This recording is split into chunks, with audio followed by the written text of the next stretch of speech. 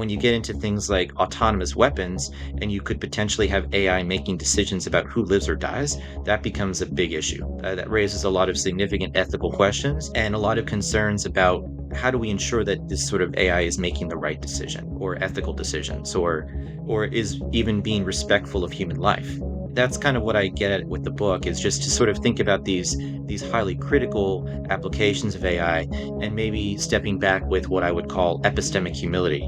And that would just be humility about what we can't know about how these systems may or may not behave. Ignition sequence start. 6, 5, 4, 3, 2, 1, 0. Dr. Bailey, welcome to the Ignition Sequence podcast. It's great to have you on. Thank you so much. It's great to be here. Yeah, and I got to be very honest with you. I had no idea there was a national intelligence university. I mean, I've been around for a while. I'm an old guy, so but I was just like, wow, that kind of makes sense, but I had no idea. How long has that institution been in place? It's been around since the 1960s, and it started out as, I think, the National Defense College, and it basically focused pretty solely on military personnel, and then it expanded, and now we serve the entire intelligence community.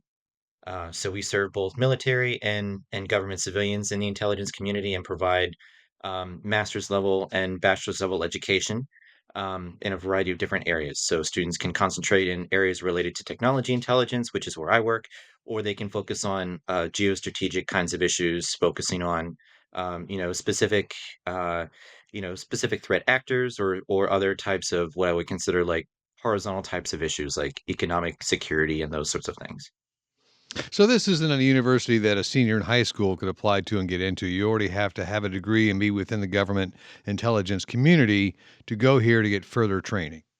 Yeah, yeah. Like we do have a bachelor's program, but our bachelor students come in usually with some of their general education credits, and then they leave with a bachelor's in intelligence studies.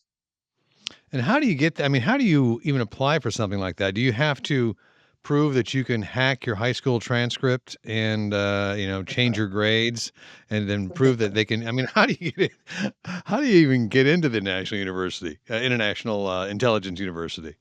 Well, a lot of our students are sponsored by their home organizations, and they come and they still apply and go through the typical application process, and then that becomes their duty station for the time that they're there.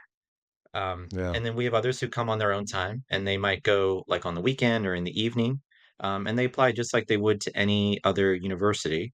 The only caveat is that you have to be affiliated with the government, either as a military person or as a government civilian, and you have to have a clearance, of course. Yeah. You guys have a football team, basketball team, anything like that? No, nothing like that. Okay, all right.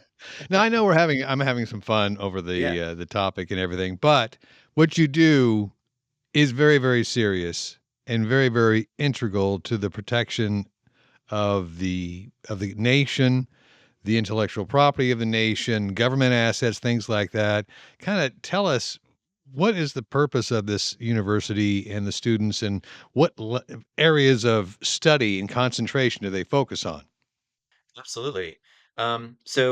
We focus on like obviously AI is a big concern right now. So I teach a whole course Mhm. on AI ethics and safety as it relates um, to international security, particularly in like a military context and military use cases for AI. Students talk about all kinds of geopolitical issues. They take courses on economic intelligence. They take courses on emerging and disruptive technologies. They take courses on specific threat actors um, and a variety of other areas that are germane to the intelligence community. And the whole point is just to sort of be the tip of the spear and to help students, think more broadly about these problems. So they usually write a thesis or do some sort of a project as it's sort of a capstone for all the different degree programs, and so they can, become either more develop more expertise in whatever area they come from, or sometimes even move into sort of a new area that's of interest to them. So it helps them career-wise as they progress within the intelligence field. The week that we're recording this podcast, a new AI model was released from China called DeepSeek. Yeah. and it certainly upended the stock market of Nvidia stock and things like that. And people are in kind of a, at least Wall Street, anyways, a bit of a panic. Is the intelligence, the cyber community in a bit of a panic or concern about this launch of this relatively inexpensive new rival to Chat GPT? Yeah, I mean, it's certainly interesting to see sort of how this has disrupted the AI market, especially considering the fact that they seem to have trained it at a very in a much cheaper way and more efficient way time-wise and in terms of energy consumption. My understanding is that they leveraged existing large language models to help train this using a type of training method. Um, Interestingly, they also made it open source, so anyone can take the code and sort of, you know, instantiate it on whatever server they want. Um, so Hmm. yeah, I mean, I think it has the potential to be disruptive. I'd certainly be concerned if I was using their app and, it was pinging a server that's in a foreign country. You don't necessarily know what happens to the data that you put into those sorts of things. So I think um, there's room to be skeptical about, how safe and secure this type of thing might be. But it is interesting that they were able to do this at such a uh, so inexpensively compared to the training that was used for some of the other models that exist. You're an associate professor at the National Intelligence University. You're the department chair for cyber intelligence and data science. You're an author. You have a new book, Unknowable Minds: Philosophical Insights on AI and Autonomous Weapons. My goodness, that sounds a little ominous. But take us down that road. What is this kind of book about, and what are you trying to explain to a general audience like myself about where we are with AI technology and cyber protection for this country? Of course, yeah. So I think AI is inherently different from any other technology that we've developed up to this point, and I think in so much as it's not predictable inherently in a lot of ways. I think government acquisition processes, like especially within the military, I think tend to are predicated on this notion that technology is going to be inherently predictable and reliable in a lot of ways. So, when something moves through the acquisition process, it goes through different tests to ensure its reliability in different types of operating environments and all of that. And so then we make this assumption that it's going to behave similarly when we deploy it. But that's not necessarily true with AI. It has an inherent level of unexplainability to it. And that's just, it's a feature. I don't think it's something that can be necessarily overcome completely. And because it can't be explained, because you can think of AI or I think of AI as sort of like an interpolation machine in a way. So when I say interpolation, I mean if you have, if you have 2 points and you try and fit a line to those points, you can make some predictions based on that line for points that may not be in your data set. And you can have a slope and an intercept with that line, and even those can have some sort of physical meaning, or you can infer some meaning from those. AI works similarly, except instead of just having those 2 parameters that you would fit, you might have billions of parameters, and so you can't really make physical sense of what those parameters mean. So, because you can't really explain how AI is making the decisions that it does, you can't explain how it makes these interpolations based on its training set. It makes it really hard to align it with human expectations or what humans would want AI to do, like how we would want it to behave in different circumstances. And so that level of uncertainty becomes, I think, critically important as we consider integrating AI into what I would consider to be critical applications where failure could have significant consequences. So I think there are some low-hanging fruit that are not necessarily critical where AI can be really useful for increasing the speed of action and making things more efficient. But when you get into things like autonomous weapons, and you could potentially have AI making decisions about who lives or dies, that becomes a big issue. That raises a lot of significant ethical questions. Um, and a lot of concerns about, how do we ensure that this sort of AI is making the right decision or ethical decisions or is even being respectful of human life. So that's kind of what I get at with the book is just to sort of think about these highly critical applications of AI and maybe stepping back with what I would call epistemic humility. And that would just be humility about what we can't know about how these systems may or may not behave, and then trying to make ethical decisions based on that. It's so interesting. I mean, I'm tell me if I'm totally, out of my mind and correlating these two, but it almost sounds like because there's billions of possibilities with the AI learning systems to make decisions in a situation like a warfare situation, as you say, an autonomous weapon Mhm. is, it's amassing its massive database to make a critical decision about whether to kill, not kill, destroy, whatever. It almost sounds kind of like the human subconscious, because a lot of times our subconscious informs our conscious thinking. All the stuff that we're unaware of on a conscious level that we have stored away, trauma, whatever that is, it is a filter first, a pre-filter almost before our conscious decision making and our own critical thinking. Does Yeah. that even make sense? Yeah, totally. And I think and that's kind of an interesting way to put it. I mean, the unconscious mind might be inherently unknowable to us, but Yeah. I think we can rely on human decision makers a little bit more uh a little bit more than we can necessarily a mind that is completely alien to us. So something like AI doesn't reason about things. It doesn't think about things. It doesn't have the same considerations that humans have when we rationalize a decision or when we process that kind of information. So I think that makes, I guess, the distribution of possible outcomes a lot wider. And sort of in those tails, you have, it might make decisions that a human wouldn't necessarily make in those kinds of situations, or ones that we can't necessarily predict. And that's, I think, where the uncertainty comes into play, and that's what makes it inherently alien in a lot of ways, compared to how humans might make those sorts of critical decisions in the same situations. What kind of autonomous weapon systems or any type of defense mechanisms are you thinking about that could possibly be integrated with AI that the military could be deploying? Well, I think, fully autonomous weapon systems are still are not necessarily something the military is considering at this point, or at least not that I've seen. Um, but I think there are efforts, I think, to integrate AI into things where you may still have a human enter on the loop. And I think that's probably okay up to that point. And right now, the DoD's ethical use policies for AI integration requires that there's a human enter on the loop. So nothing would be fully autonomous. Um, but I don't necessarily think that's sustainable long term. So in my book, I talked about the what I call the distributed AI problem, where I think just by the nature of our reasoning about the value of AI integration into these kinds of systems is that it inherently increases the speed of action because we want to remain globally competitive.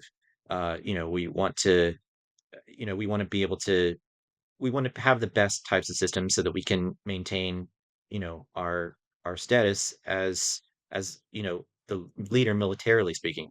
Um, and so that's going to create, I think, an incentive for wanting to integrate AI at all levels. So we're going to have multiple types of AI systems, and I think it's going to become intractable to have a human decision maker at every one of those decision points if you have AI systems interacting with each other.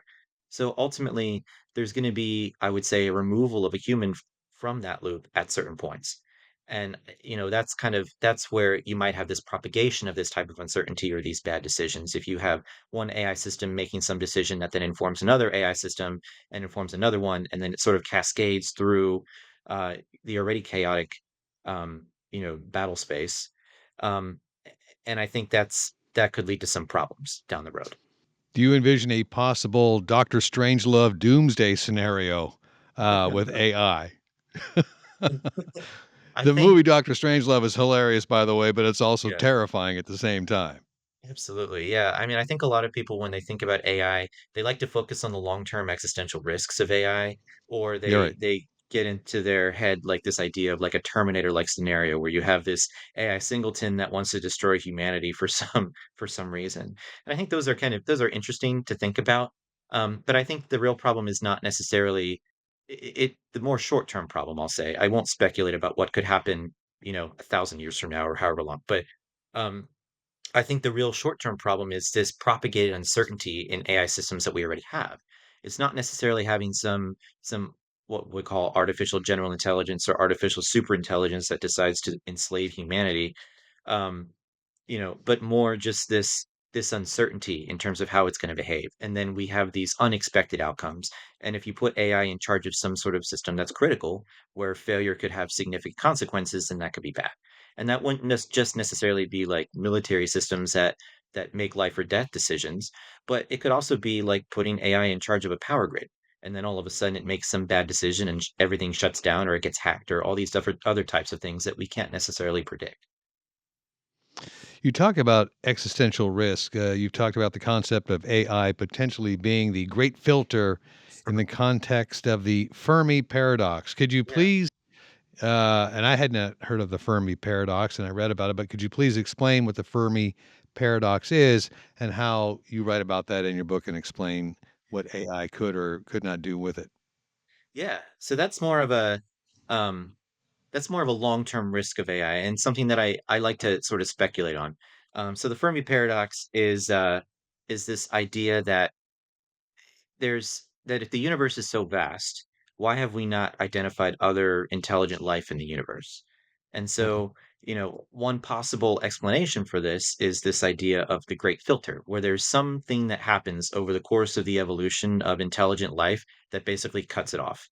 And so it becomes extinguished too soon for us to really for it to connect with other intelligent species throughout the universe, for it to expand to whatever level it would have to expand to in order for one to be able to make for another species to be able to make contact with it.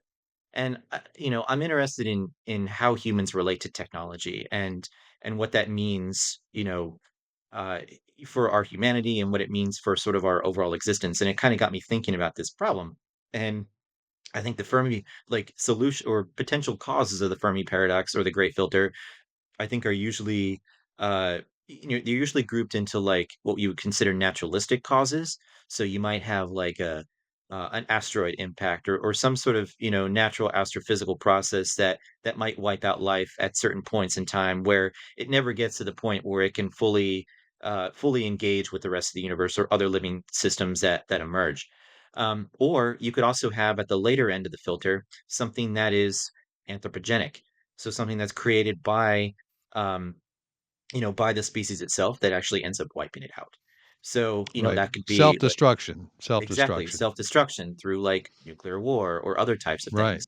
And it got me thinking about AI because I think, we've up to this point we've survived, we haven't destroyed ourselves from nuclear war. I mean, we probably could, but I think we try to put controls in place to limit that.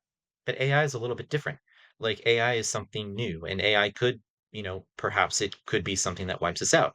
And so in that paper, I sort of postulate that if we ever do encounter some, other intelligent system, there might be a high chance that what we encounter is actually, that it might be an AI that has sort of displaced the biological entity that ultimately created it.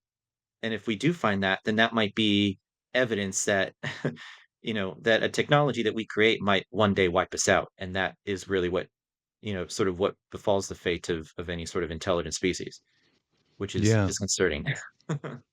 Yeah, sure. And it kind of makes you think of the HAL computer in 2001, Right. Yeah. that just doesn't want to follow the direction of its creator or Yeah. its boss, its general at the time. And I don't know. Yeah, those are all questions that you kind of grapple with. And but you got to live in the present. You got to live in the now, right? Yeah, It's totally. because Yeah. number one, if you live in that futuristic kind of mindset of fear, then you just have constant anxiety, and that's not good for anybody. Absolutely. I think it's interesting to Yeah, speculate about those types of things, but you're right. I mean, dwelling on that isn't necessarily productive or mentally healthy. yeah. When you're talking about artificial intelligence and the technology and the models and that type of thing, obviously here in America, we have Silicon Valley, we have great assets and resources of humanity and people and scientists working on this, trying to develop it. It's now in the general marketplace with open programs like Chat GPT and things like that. But what about the other countries? How do we compete in this space with Yeah. China, with Russia, with Israel, and in North Korea and their technology and their science capability? Yeah, I mean, that's a vexing question, I think. And I talk a little bit about that in the book, where, I talk about this sort of um, this this challenge between trying to build AI in ways that are safe and ethical and respectful for human life, um, versus trying to remain globally competitive.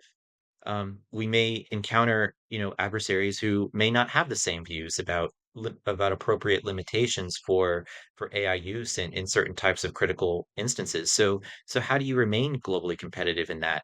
And I think that remains, that's an open question. I think it's going to require a lot of sort of international discussion on appropriate limits of AI and coming to some sort of an agreement in terms of how we ought to regulate it globally, similar to, discussions that we've had about things like nuclear weapons and other types of WMDs. But yeah, I mean, that's a really good question. Like, how do you balance these two things? How do you balance, ethical restraints with trying to remain competitive? Do you think we'll get to a place where we're going to have similar type of détente regulation like we have with nuclear weapons? Yeah. That we all, all the countries kind of get together and say, okay, you can have X many nuclear warheads, we can have X many, you can't have as many as we do.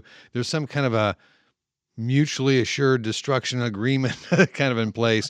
Do you see something like that when it comes to artificial intelligence between these nations, or because it is, you know, opaque Yeah. and it's not, it's kind of, it's technology, it's computer programming, it's that type of thing. It can be hidden. Or do you think we'll just never get to that place? I don't know. I mean, I hope we don't get to a mutual assured destruction kind of scenario like with nuclear weapons. I hope it's a little bit more, um, less of a risky game than that, where people sort of agree that maybe we shouldn't use it for these types of applications and we're just not going to. I mean, maybe I'm being idealistic there, Mhm. but I don't know. We're going to have to come to some sort of global consensus on appropriate use, I think. I have some students interested in that problem, looking at some game theoretic approaches to these types of scenarios. So hopefully their work will lead to some insight into that. I think there's something else we have to consider, and maybe you can comment on this. We talk about countries, sovereign nations, United States, China, Russia, Great Britain, Israel. What about something like the cartels Hmm. who have billions of dollars that they've done through drugs and human trafficking and all kinds of nefarious type of businesses, but they have billions of dollars. They want to be able to control their own world and defy any type of regulations or government intrusion or military intrusion into their operation. Could they, in fact, develop their own AI systems to protect themselves and actually fight against us? I think it's not outside the realm of possibility. Um, I think it's not too much of a technological leap for going from, the drone technologies that we already have and maybe, uh, you know, loading them with some sort of explosive payload and developing and then using some sort of facial recognition algorithm to target individuals. There's an interesting video short that came out from the Future of Life Institute. It's called Slaughterbots that kind of talks about that sort of scenario. Not necessarily with cartels, but basically anyone leveraging this combination of technology for nefarious use. Um, I mean, I think it's certainly a possibility. I think in the near term before that, we might see AI use for some of these like open source large language models, where you might have non-state nefarious actors using them for developing things like malware, because you can use, large language models now to write code. And a lot of times, some of the like GPT, for instance, has some constraints in place to prevent certain types of nefarious use. But if you can instantiate your own from open source code, you can, you can potentially overcome some of those issues. There are also ways to jailbreak, certain existing systems that you wouldn't necessarily have to instantiate in your own. But I think they could potentially use that for writing malicious code or mass producing phishing emails and other types of things. And I think we're going to see a lot more AI generated, targeted content that is used to try and lure people into, allowing access to their computer systems or, other types of, financial crimes and things of that sort. Okay, so we've talked about all the dark shit. What about what about what about the positive stuff? What about how positive can AI be for humanity overall, and longevity, and fighting disease, and geopolitics, Yeah. and maybe utopian societies and that type of thing? Yeah, I mean, I think AI has a lot of promise as well, but I think the thing is it has to be used reflectively. So I think it's important for anyone. So here's an example, like in the intelligence community, I think AI has a lot of positive and just the national security and government spaces generally. It has a lot of potential use for helping people process large amounts of data. So it can be used for like text summarization or um, looking at maybe helping analysts identify objects in an image and things like that, where you always have a human making some final decision, and the AI basically just helps you process large quantities of data. Those are, I think, appropriate use cases. But in order for that to work, you have to have someone uh, who has some foundational knowledge and I would say domain expertise in what the AI is trying to do so that they can interpret appropriately what the AI is telling them. So they know if the AI is telling them something that is incorrect. It's kind of like you can use a calculator as a tool, but if you don't teach someone anything about arithmetic, then the Hmm. calculator isn't necessarily going to be a useful tool. And I think AI Hmm. can be similar. So I think people have to understand a little bit about AI's inherent limitations and how it works without necessarily being experts in AI. And they also have to have appropriate domain knowledge to be able to know that the AI is not telling them something that's completely off the wall. And I think as long as those conditions are met, it can be useful. And of course, not relying on it to make critical types of decisions, like decisions in war or running a power grid, things like that. But I think it does hold a lot of promise for things like drug discovery and, helping physicians do diagnostic tests as long as it's not making the final determination. Um, I think so, as long as we use it reflectively, I think it's going to help humanity in the long run. And to that point, where do you see AI helping our cybersecurity systems and defense mechanisms in the next decade, Well, specifically? I think AI can be used to find anomalies like intrusion detection types of applications. I just student a few years ago write a really interesting thesis on that particular type of application. So I think it holds a lot of promise for trying to help overcome some of these problems as well. I mean, it'll certainly create new problems, but I think it'll also help. So hopefully in the balance, it'll be an overall positive. How did you get into this field? What kind of upbringing did you have that made you so curious about, wanting to be in security and then cybersecurity and then, become a professor at an intelligence university? Yeah. Well, I think I've always been driven you know, by a good mission. So, I started out in bioengineering. I did a postdoc at a government lab that I really enjoyed doing the work there. I liked, sort of the mission focus of the work there. And then I was in the army. I was active duty army for a while, and I did a lot of biodefense work. And then I did a detail at the State Department and did a lot of work on nonproliferation for chemical and biological weapons. And that got me sort of interested in the complexity of the global environment. Um, and some of the issues that that presents and sort of the unknowability of complex systems in a lot of ways. And then after that, I was a data scientist at a few different government intelligence and defense agencies and got really interested in some of the AI problems. And then I ended up at the university as a professor and started to research that uh, in more detail, and that sort of became the primary focus of my work. I've also been, always interested in philosophy, so this kind of dovetailed pretty nicely with that interest as well. And I collaborate a lot with philosophers at some other organizations that are also interested in this problem. There was a recent announcement, a big announcement in the new administration that we have of a $500 billion investment in this Yeah. thing called Stargate, which I love the name.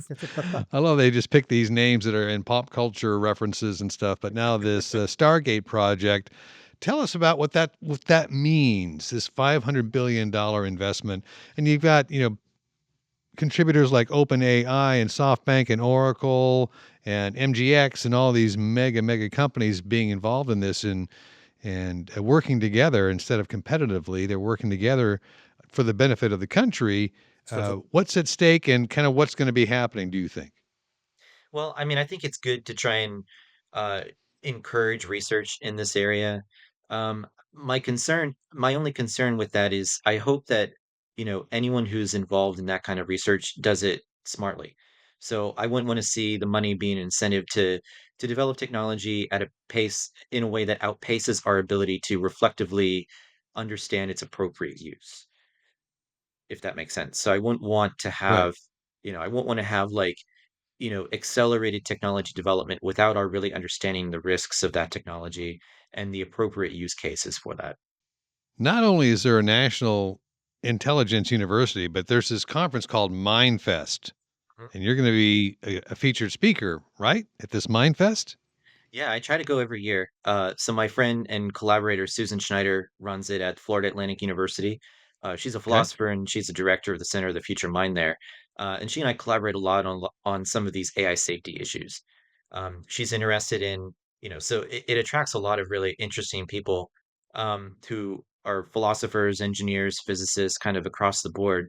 And they talk about everything from like, the nature of consciousness to AI safety and ethics, to things like the simulation hypothesis and all these other kinds of, interesting topics. So yeah, it's When always when a when is really interesting time. when is that? When is that going to be happening? Is it open to the public or is it just a closed conference with intellectual brainiacs like yourself? No, it's open. I think we usually have a lot of people who attend just to kind of observe and listen to some of the really interesting discussions that go on there. That sounds I love the name, Mindfest.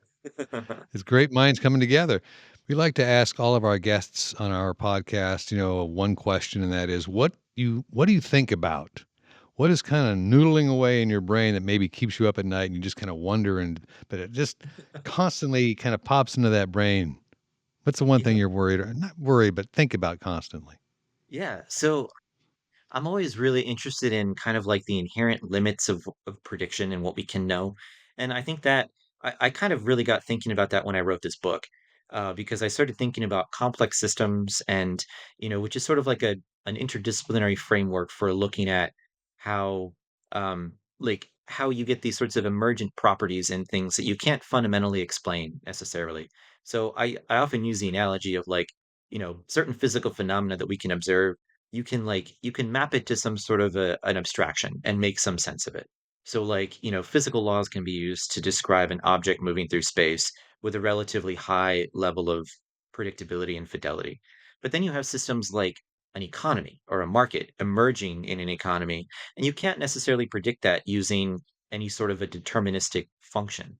You have to look at sort of the overall interaction of the constituents of that economy, and then something emerges. You get some kind of a phase change and you get these emergence of markets and just an overall change in the overall system that isn't necessarily predictable. And the only way you can really observe it is either through direct observation or through running some kind of a simulation, like a high enough, fidelity simulation to understand these kinds of emergent problems. And it got me thinking, why is it that we don't have some sort of a mathematical function that can predict those kinds of things? Is that like Hmm. just an epistemic problem where we just don't really have the math or the physics yet to understand it? Or is it something more fundamental? Like, is there like a metaphysical reason for it? Is there an ontological feature of the universe that prevents us from understanding these kinds of things? And I know that's a little esoteric and really philosophical, but that's probably one of the things that I think about a lot.